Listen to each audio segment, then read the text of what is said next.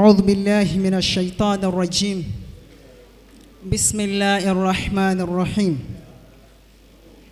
يوم الإلوري. سلاما مستمرا للإلوري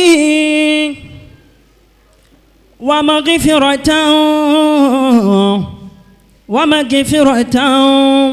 ومرحمة دواما. Ọlọ́run ìkẹ́ tí ó ní ní full stop tí ó ní ní go slow kó máa bá bàbá wa Mawlana Sheikh Adam Abdullahi Al-Ilori.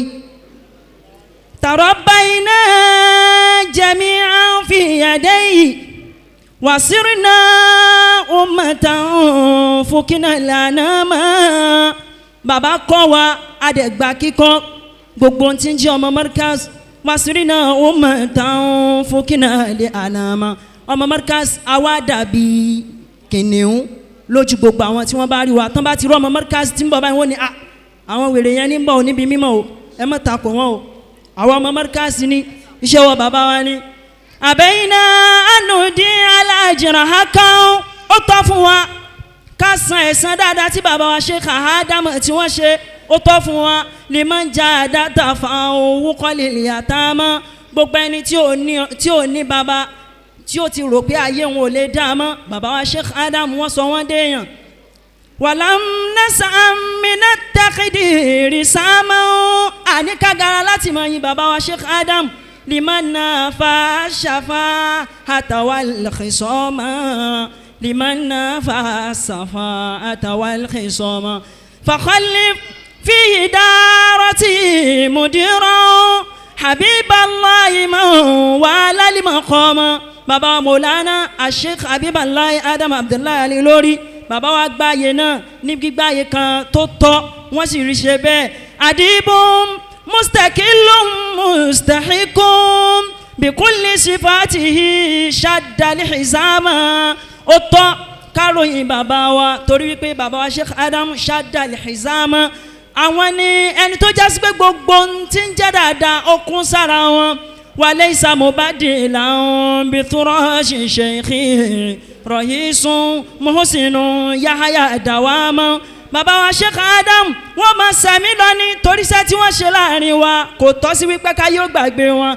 ìdálàm tastaqim akhlaqu qawmi tahattama hazmuhum dallu tamama. وباتوا أهوانا أشكيا وينهدموا ترن انهداما قياما للإلوري باعتراف علينا أن نودعه سلاما وروضته بجانب والديه قياما بالدعاء لهم قياما. إلهي أنت من خلق الإلوري فبارك سعيه وكه الكرامة بنورك دلنا نبغي رضاك. دعونا أولوا دعونا فاقبلا منا صياما دعونا فاقبلا منا صياما. صلاتي تستمر على محمد شفيع الناس عذابهم كلاما. gbogbo tàbá wa fẹ́ rí dùnú bàbá wa Sheikh Adam bàbá wo nílùú ẹ dákun ẹ bá mi gbálù sí kí gbogbo akáwá ká fi kí rúhù bàbá wa Mawlana Sheikh Adam Abdullahi Al-Ilori ká mọ̀ pé salaman mustamiran lil-Ilori wa maghfiratan wa marhamatan dawama. salaman mustamiran lil-Ilori wa maghfiratan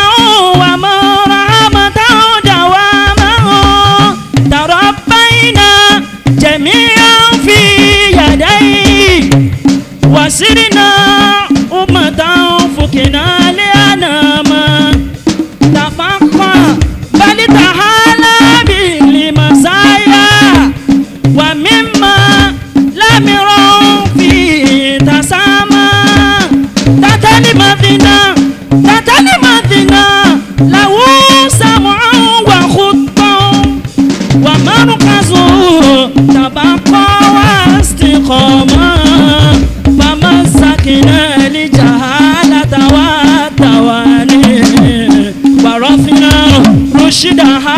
فكنا لمراما تناما في سجيته تناما وكان لنا بسودة جماما بصحبته نعالج كل أمر ولسنا النان